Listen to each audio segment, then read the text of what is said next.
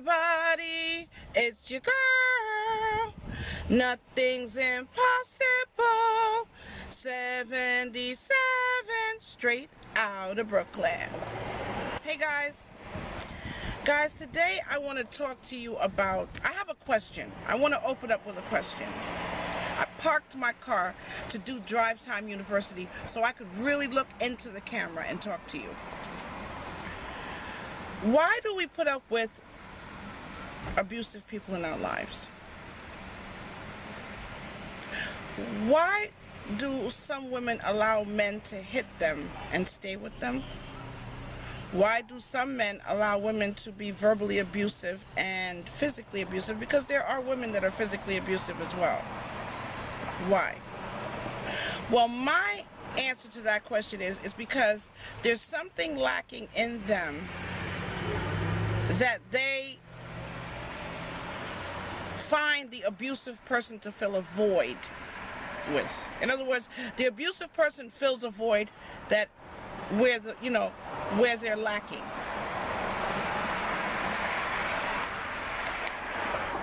When a person is abusive in your life, see, first off, let me just say it like this, so you guys will know. I have been a victim of domestic violence before. I've experienced being hit by a man, and it wasn't a good feeling at all. And I remember specifically after realizing that this person had a problem, they came to me and said, "Oh, I'm so sorry," with tears on bended knees. I mean, Jesus, Joseph, and Mary all came down with them, the way that they presented themselves to me.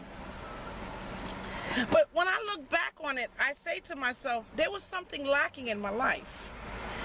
I had security issues. I was insecure in certain areas. And I needed to build things in my life. See, let me tell you something. When your self-esteem is low and you have issues within yourself, you allow toxic, poison people to come into your life because you take chances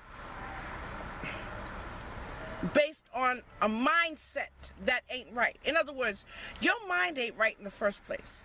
So when you decide to pick, choose, and usually not refuse, when you pick and choose people to come in your life, your mind is already jacked up.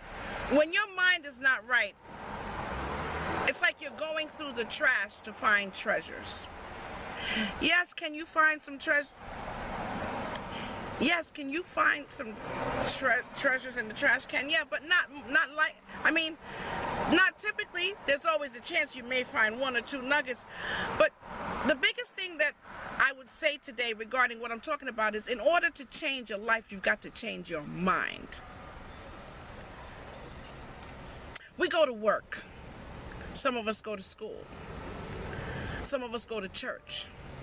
Some of us are involved in all kinds of extracurricular activities. Whatever the case may be, do you know that we should build up on ourselves the way we build up on all these different things that I mentioned?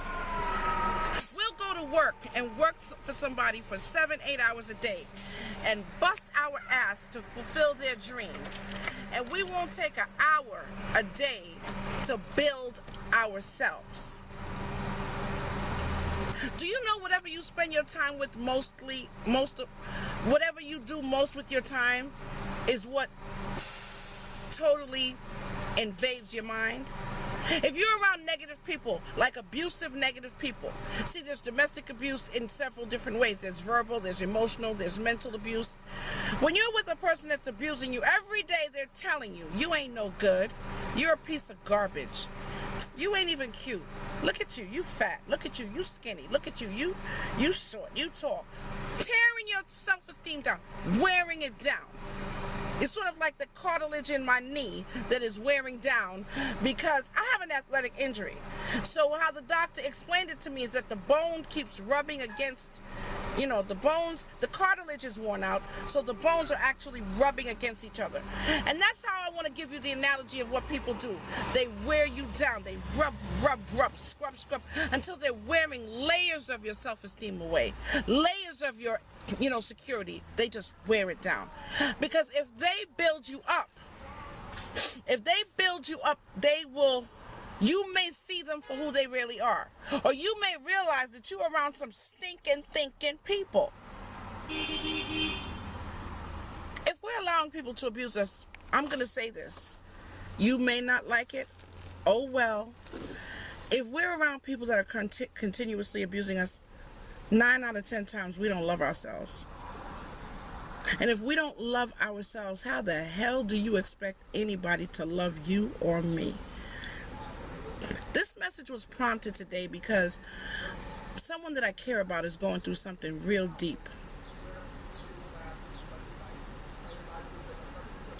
It's heavy. And I had to have a hard conversation today.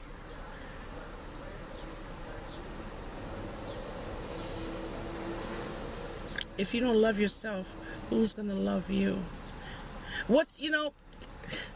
I remember this saying that I heard a while back. It says, whatever is easy to do is also easy not to do. You can get up out of your bed in the morning and go to work, or you can stay in your bed and sleep all day. It's easy to do, or it's easy not to do. And that's how it is when you have to get rid of these people out your life. And by the way, it takes years sometimes for people to build up this whole high mountain of negativity in your life. Please don't think it's going to happen overnight, that you're just going to tear that mountain. It's going to come tumbling down. Sometimes it takes hard work. But if you stay focused and keep your mind on the fact that, see, the first time you get somebody in your life that builds you up and tells you that you're beautiful, that you're sexy, that you're smart, that you're capable, that you look good, is when you'll realize how awful and abusive the opposite of that is. The person that calls you fat and ugly and stupid and all these things, you will realize real fast. I don't know who this message is for other than the person that I gave it to today, but I felt a need to share it. Get these people out your life. Love yourself. Be good to yourself. Damn, how the hell you expect me to care about you? And when I see that you obviously don't care about yourself. Anyway, guys, peace and love. Just wanted to share. Take care.